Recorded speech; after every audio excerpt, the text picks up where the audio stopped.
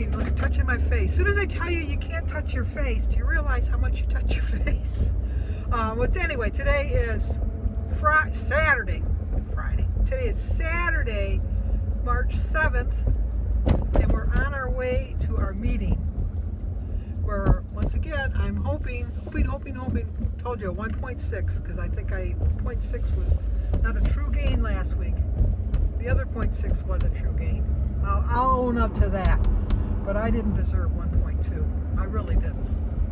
So anyway, we do have a birthday, finally. I know you guys are probably thinking, oh good, we haven't heard her sing in a while. Oh, I gotta sing.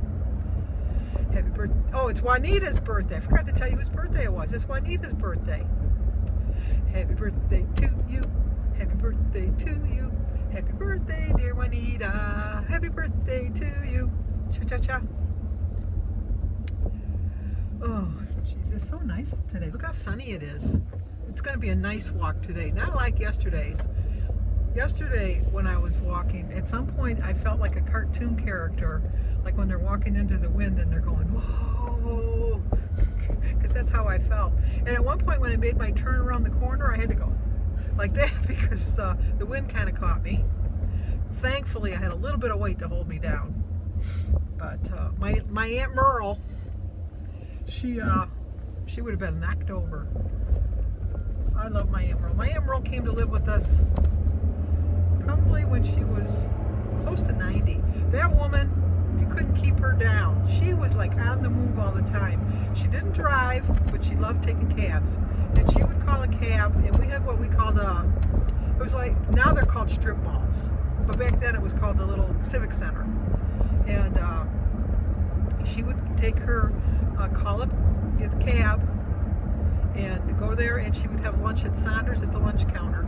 She'd have like a little half a sandwich and a cup of tea. That's what she'd always have, was a half a sandwich and a cup of tea. And she'd put all of her makeup on. She got up, she was going to town. She didn't care. It was like she was going for high tea. She'd put all of her makeup on. She didn't have hardly any hair. She put her wig on, do her makeup, get her high heels. Even at 90, wore high heels. Not grandma heels, high heels. And she would go and she would have fun. And you could never stop her. I know that one time, because she had my phone number for work, because my mother worked too, but where she worked, they were really strict about getting phone calls and stuff like that. But one time she had fallen, and they had called me at work, and I had to go get her. And she was so mad because she says, I'm fine. I don't know why people are making a big deal on this. I'm fine. And I said, well, you know, Aunt Merle, you have to take care of yourself. So she said, I know. She says, but I could have taken a cab home, but they didn't trust me to take a cab home. And when I brought her home, she was fine. You never knew it. But Jimmy, when he was little, he just loved her so much. And he used to sometimes go in her room and get her wig and put it on, his arm around under her purse. You know, like she always carried her purse like this because she was afraid of getting robbed. And he'd put her high heels on, and he'd walk down the hallway, and he'd say, I'm early. It was so cute. Back then, I wish I would have had a movie of it or a video or something. But when she was getting really towards the end, and she was really getting sick. Now, my Aunt Merle was a morning person. She went to bed late, and she got up early, but she couldn't sleep laying down. She had one of those big arm pillows, and she would lay and she'd sit her arms on her pillow like that, and she would sleep sitting up, and she always slept with her mouth open. And Denise and Mary and I had to have been maybe 23 or 24. Yeah, probably about 24 when she got really bad. And we were thinking that she was going to die, you know, because she was, you know, had been sick. And it was like, she always got up like at 8 o'clock. She was really up at 7, but really 8 o'clock. And then she wasn't getting up. And it was getting to be like 8 o'clock, 9 o'clock, 10 o'clock. And we kept looking down on the hall, and we'd kind of like peek the door open a little bit and look in. And we come back and say, she looks like she's dead. You know, because we really thought she was dead. And so I kept saying, you go in and you see if she's dead. And then Denise would say, well, you're the oldest. You're supposed to go and you're supposed to check these things. And I go, I don't want to go in there. I don't want to find a dead body. And they said, well, you know, I think she's dead. And I go on. So we went and we opened up the door and we walked alongside. We stood around her on the bed because thinking she'd hear the noise and wake up, and she didn't wake up. And we come out of the room and I go, what are we gonna do? And Mary says, we should call the police. And I go, no. What if she's alive? She's gonna be mad. So we went and got a mirror, like one of those hand mirrors with the handle. And I held it under her nose. So what a doctor I was. What a mortician. Couldn't do an autopsy on her holding the mirror under her nose. And the mirror got foggy, so we knew she was awake. Or alive, rather. So I thought, oh, she must be really, really tired. And so then we went back into the living room, and then maybe about 5 or 10 minutes later, here comes my Aunt Merle out of the bedroom to go to the bathroom. She comes down the hall and she says, I can't believe what time it is. I slept like I was dead. And we thought, oh, we thought you were. You know? But then a couple weeks after that she really did take a turn for the worse, and she went in a nursing home. And this is where I was mad at the hospital. When we went in, we brought her into the hospital, and she's 93. And we got some young doctor or intern, I don't know, somebody young. And so they were saying she was having a hard time breathing. They says, well, we need to put you on a ventilator. And she says, I refuse to go on a ventilator. I'll sign whatever papers you want. I don't want to go on a ventilator. And so he says, well, no, if you don't want to go on a ventilator, we're not going to put you on a ventilator. And she says, no, I don't want to go on a ventilator. I'm 93. My time has come. If it's time, it's time. Do not put me on a ventilator. Well, then she kind of got really bad, and you know how they ask you to leave the room. So we left the room, and when we came back into the room, she was on a ventilator. Oh my gosh, we were so pissed. And so then my mother, who was her legal guardian, said to her, she told you she didn't want to be on this, take her off of it.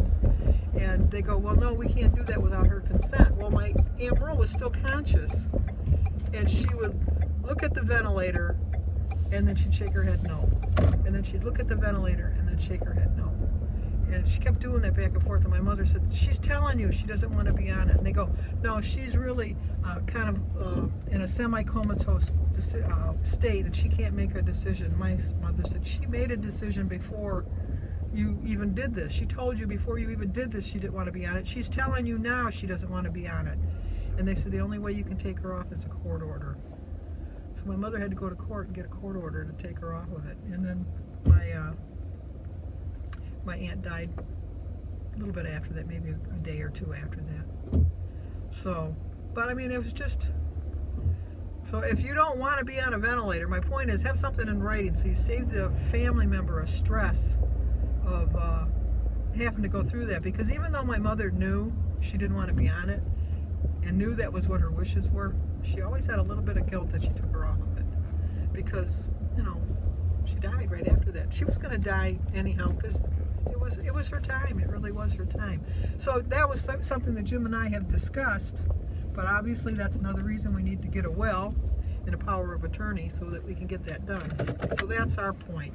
But anyway, I never did. Oh yeah, I did tell you. I'm hoping for a pound. 1.6. Fingers crossed. Talk to you guys in a bit. Well, I told you when I went in, all I wanted to do was lose 1.6. I wanted to lose the 0.6 that I didn't think should have had gained last week, and I did lose that 0.6. And bonus, I added 4 pounds to that. So I lost 4.6. I now am in the teens. I got out of those 20s finally. And I've lost 85.6 pounds total, which brings my weight down to 218.6. I am so happy. Look at all my stickers. I just love all my stickers.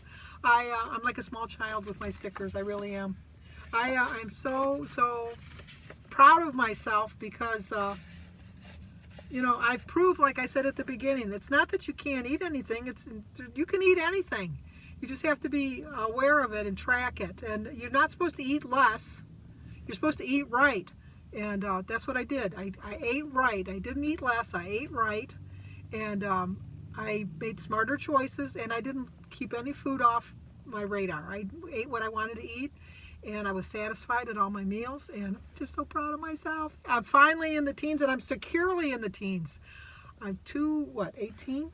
forgot already, but I just know I'm in the teens. 218.6. Yeah. Okay, now I've reached my 5-pound goal of 85 pounds. So I have 4.4 to get to my next goal of 90 pounds. So pound a week. Today's the 7th, so I got the 14th, the 21st, and the 28th.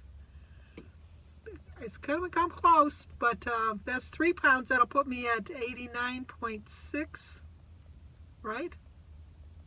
85, 88.6, 88.6. So I'm going to come darn close to my 90 pounds by the end of the month. I'm so excited. I'm so excited. Okay, let's eat breakfast. It's a hearty breakfast, I'll tell you right now, point-wise. I started my day with a prayer. Today is Saturday, March 7th. My quote is, by choosing healthy over skinny, you are choosing self-love over self-judgment. Because you need to remember that to take care of your body, because it's the only place you have to live. It's a 12-point breakfast. It's very high in points, I know. I fast on Fridays for religious purposes, and so on Saturdays I'm very hungry. So I still have a whole week to get back on track. But you know what? I'm still going to be within my points. I'm going to show you that today. So it's 5 points for 2 ounces of my Labrie bread, 4 points for an ounce of pepper jack cheese, 2 points for my tablespoon of whipped butter, 0 for my egg, berries, banana, tea, and water. When I went to my meeting, I brought my mixture of 8 ounces of lemonade and 8 ounces of diet cranberry juice for 1 point. So far today I've used 12 points. This is one of the reasons you want to weigh your stuff. My cheese, this is 1.2 ounces of cheese. I still counted it as 4 points. And my toast, I got 2 slices of toast. I weighed it out. It's 5 points for 2 ounces. I was 2.2 with the 2 slices of bread. So, you know, I'm a little bit over. I probably should have added another point, but I think I'll be fine. And I just want to eat the eggs because I need a little bit more protein today. So that's my breakfast. And I'm at my happy place. I'm in Michigan. The weather's going to be almost 60 degrees tomorrow, which means tomorrow I am going to see lots of people out there wearing shorts. Okay, I'm back from my walk. I walked 2 miles. It's a little chilly, not too bad though. It's 35 degrees, but tomorrow it's going up to 58. It'll be so nice. But I'm still on my challenge with Carrie from Weight Watchers with Carrie, and Mel from Mel's Weight Loss Journey, and Bee from Bee's Journey. So I want to make sure I got my walk in. And I had such a big loss this week that I want to keep it going, and I want to at least lose my pound next week. In my past has been that when I had a big loss like this, I followed it the following week with a gain because I got a little overconfident. That's not going to happen this time. I'm going to follow my plan, and I'm going to have at least a 1 pound loss next week. So I'll talk to you guys in a little bit. Okay, it's time for dinner. Oh, I forgot to tell you how many points it was. 14 points. 14 points for my dinner. 5 points for my onion roll, 4 points for an ounce of provolone cheese, 1 point for my 2 ounces of Polish ham, 1 point for my cranberry and lemonade mixture, 0 for my cucumber, the tomato, and my water, 2 points for my sugar-free pudding, and 1 point for my vegetable soup. The reason it's 1 point is because there's some potatoes in it. So 26 total for the day. I used 3 of my weeklies, but I still have my blue dot. So here we go. Let's go eat. Well, the reason I only ate 2 meals today is because by the time I got home from my meeting, I had gone to Kohl's after my meeting. My meeting is from 9 to about 9:45. And then I left and went to Kohl's because I thought I hit my 85 pounds. I told you I have 5 pound goals. So I hit the 85 pounds and I wanted to reward myself, and I didn't want to get food. So I bought this sweatshirt. It's an extra large. And I also bought a pair of shoes. Look how cute they are. Yeah. So I needed some new walking shoes. So I bought the shoes and that. So I'm really happy I did that. So by the time I got home from all of that, and then I did my meeting highlights, it was about 12:30. So I ate my breakfast right around 1. And then Aaron, my son-in-law, came over to help me fix something on our audio system on our TV. And then we just sat and chit-chatted and talked. And then he left about 2:30. And I thought I'm going to go for a walk. It's not too bad out. It was a little chilly, but it wasn't cold. It was just chilly. And I walk with my hood up because my ears get cold. So it's just easy. Not that I needed it up today, but that's just what I did. And so I got home about 3:40 from my walk, and Jim says, "Why don't we go to the show?" And I was like, "I want to eat my lunch," because I was a little hungry. And I says, "Oh, okay." So then we looked at the thing, and the show we wanted to see 1917. Yeah, 1917. I think that's the movie, 1917. I'm pretty sure that's what we went and saw. Yeah, it was about World War One, so it'd be 1917. So the show was supposed to start at 4:15, and it was 3:50 by the time we got our tickets, and the show is 25 minutes away. So we started going to the show, and then I was playing on my phone, and then I look up, and we were going the wrong way. I said, "Jim, where are you going? This is not the way to the show." And he says, "Why? What are you talking about?" And I says, "We're not going to that show. We're going to the one at Partridge Creek." "Oh, yeah, that's right." So turn around, and we got there. We got to the show at 4:13. We got a really good parking spot, which was unusual. And so I said, well, because even though they say the show starts at 4:15, it's really just the previews that start at 4:15. And so Jim got in the concession line. He says, "Do you want anything?" And I went, "No, I lost 4.6 pounds. I don't want to have anything from there." So I said, "I'm just going to run to the bathroom." So I went to the bathroom. He got his pop and his M&Ms. And then we sat down at the show, and I think we watched like 3 previews of movies that we have no intentions of seeing. They're like supernatural movies. That's just not us. And then we watched the movie. It was a war movie. It was Jim's choice. It wasn't bad. It wasn't great. It was just all right. I think it would be more of a made-for-TV movie myself. But it reminded me that I'm so glad I never had to go to war, because I could have never done that. Never in a million years. And so then we got home, and then we had to turn our clocks forward before we got settled in for the night. And because I counted them, I had 45 clocks. But we got them all, pushed forward now, so we're all set for the time. And then I made my dinner, which you saw, and now I'm finishing up and doing the end of my video. So, in a nutshell, that's about it. So, if you're new to my channel, please subscribe, hit the like button, share it if you think somebody might like it, and leave me a comment. And I will see you tomorrow on our way to church. So I'll talk to you tomorrow. Bye-bye.